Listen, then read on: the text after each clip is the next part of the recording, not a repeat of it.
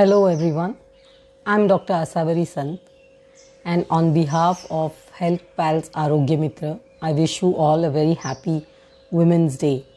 March has been designated as Women's Health Month, and so today I'm here to talk about an important topic called osteoporosis in women.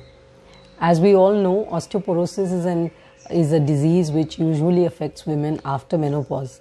But the prevention of osteoporosis must start very early, in fact even from the adolescent age group, if we have to avoid getting bone loss later on in life. As is said for many diseases, it's very true for osteoporosis that prevention is better than cure.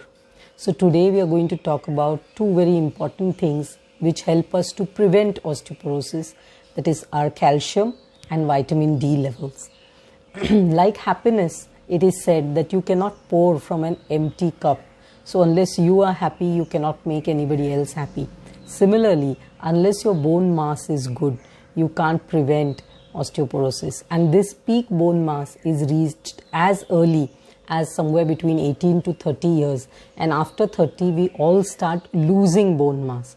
So it's very important for us to pay attention to our calcium and vitamin D levels from an early life and make sure that we have adequate supplies of both these very important things in our diet. So let's start with calcium.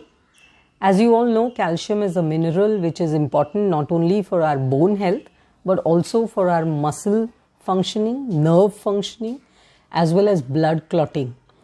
It's present in most of the white things which we eat in our diet. So milk, yogurt, cheese, buttermilk, all these are good sources of calcium. If we rely only on milk, then unfortunately we would have to drink at least 4 glasses of milk to get our adequate requirement for calcium through our diet, which may not be possible and it's not really advisable. So what about vegetables? Yes, palak, bhindi, all of these vegetables do contain calcium, and nowadays we get a lot of fortified foods like maybe a fruit juice which you are drinking or a cereal which you are eating could be fortified with calcium. So look out for that on the label. If you eat or drink 3 portions of calcium rich foods throughout the day, I think that should take care of your required daily allowance, which is somewhere between 800 to 1000 milligrams per day.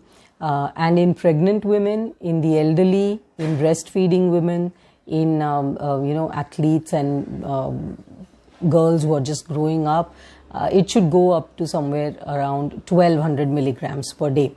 How would you know that you are calcium deficient? Unfortunately, there are not many symptoms of a calcium deficiency. So unless it's very severe, in which case you would get, say, muscle cramps or fatigue or weakness, or if you tap on, in front of your ear, you could get a twitching of your lips, or just a very mild tingling numbness of the lips or of the fingertips could be a sign of a minor calcium deficiency.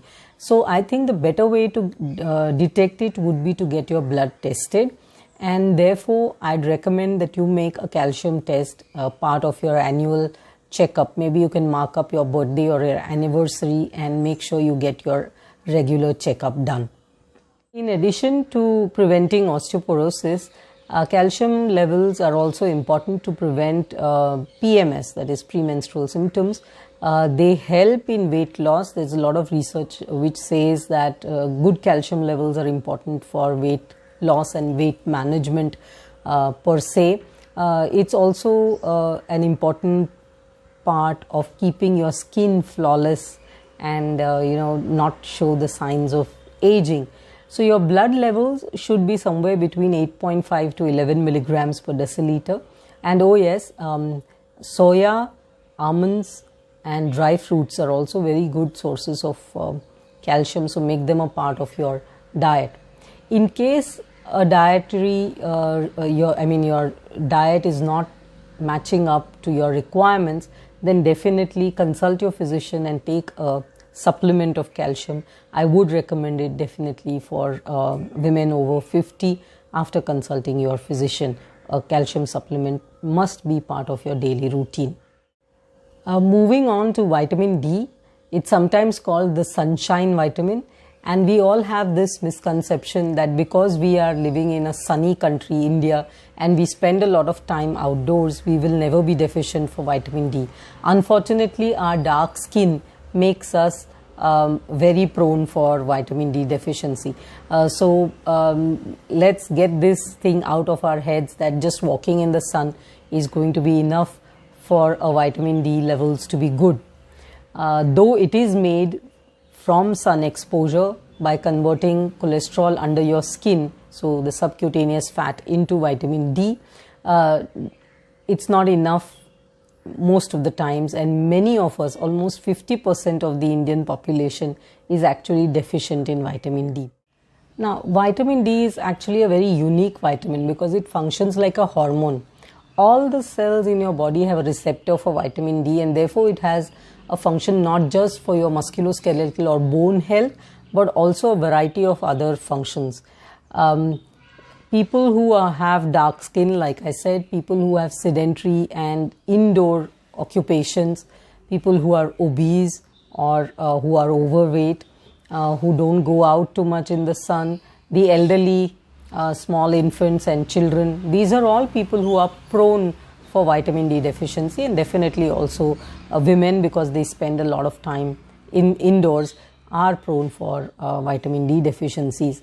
What are the symptoms of a vitamin D deficiency? Now, we've all been taught that in childhood, vitamin D deficiency causes rickets. Now, that is a very extreme form of deficiency. The minor forms of vitamin D deficiency also present with some important signs and symptoms like repeated infections. Vitamin D plays a very important role in your immune system. So, if you are getting repeated respiratory infections, it might be a good idea to get your vitamin D tested. In addition to that, vitamin D deficiency could also lead to back pain, headaches, muscle pains, cramps, or even depression. Yes, vitamin D is important for mental health. Delayed wound healing, hair loss, or rapid deterioration of your skin, a lot of aging or wrinkling, and even infertility in women has been correlated with vitamin D levels. In fact, it is said that if you have a good vitamin D level in your blood, it can go a long way to prevent both cancers and the development of diabetes. So it's an important vitamin. Please pay attention to it. And like I said, unless you get yourself tested, there is no way of knowing that you're vitamin D deficient. Unfortunately, the only dietary source of vitamin D is fatty fish. And if you are not a fish eater, then you may not get adequate levels of vitamin D from your diet. Some of us can supplement it by taking 1 spoonful of cod liver oil, or nowadays the cod liver capsules are available in the market. So definitely do consult your physician and start taking these supplements. Let's not look at it as a medication, but just as a supplementation to bridge a deficiency in our blood. You could also be prescribed, or your doctor might advise you to take a weekly sachet, which is granules of vitamin D which need to be dissolved and swallowed. If you are severely deficient, your physician may advise a very high dose injection of vitamin D. Do take all of these under a physician's guidance, because the other end of the spectrum, the toxicity of vitamin D, is also quite problematic. So ladies, this was about calcium and vitamin D in bone health, in your overall health, and I hope it was useful. Let me just end by saying that just keeping good levels of calcium and vitamin D may not be enough. Exercise is extremely important to prevent osteoporosis, and not just cardio exercises, but also weight bearing exercises. So I wish you a very healthy, happy and exerciseful life. Make your resolution for March that you are going to get yourself tested for calcium and vitamin D deficiency, and pay attention to your diet and exercise.